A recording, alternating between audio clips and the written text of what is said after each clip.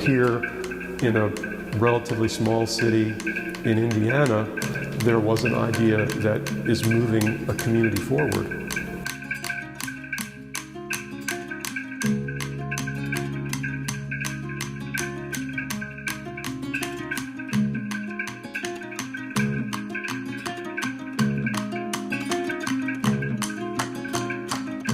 Columbus is just under 50 miles south of Indianapolis, almost straight south on Interstate 65, and I believe the population is right around 40,000 right now. Columbus got the name Athens of the Prairie from something that was written for, I think it was the Saturday Evening Post sometime in the 1960s. It now has a really strong reputation for modern and contemporary architecture. The American Institute of Architects, for example, lists it as number 6 in the United States for the quality of its architectural design.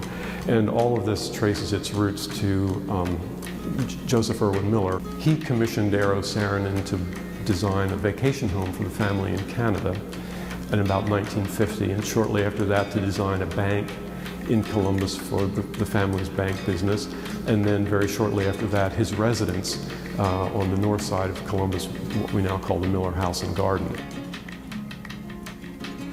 The man who was trying to build a better Cummins Engine Company knew that he had to have a city that would attract the kinds of people that he needed to have there and retain them, engineers, designers, to bring Cummins into a position of leadership.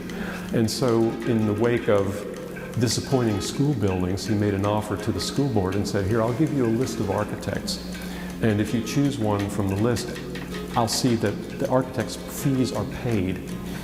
And so this gave a gateway into better design.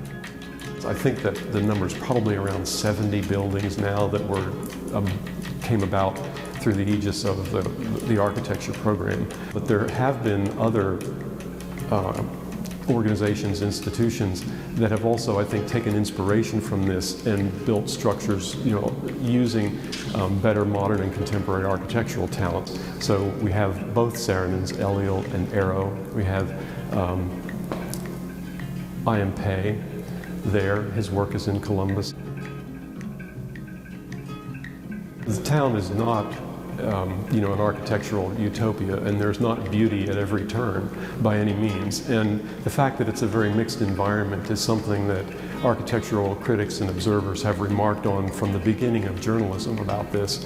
In the late 50s and 1960s, people always comment about, well, you're rolling past the ordinary kind of commercial buildings and you see the ordinary sort of ugliness that would exist in any kind of town of this vintage. And some people even went as far as to say, well, this should become part of the program itself, trying to have broader urban planning to try to have greater control over the entire environment. And there was funding of urban planning there, but it wasn't Mr. Miller's wish ever to completely control what Columbus was going to look like. And he said that it was more important to him to create the opportunity for this process than it was to have any specific kind of product. He viewed it as experimental, I think. He was quoted as saying, 100 years from now, we may be able to judge whether this is a success or not. But he was somebody who put in for longer term thinking than one often sees today.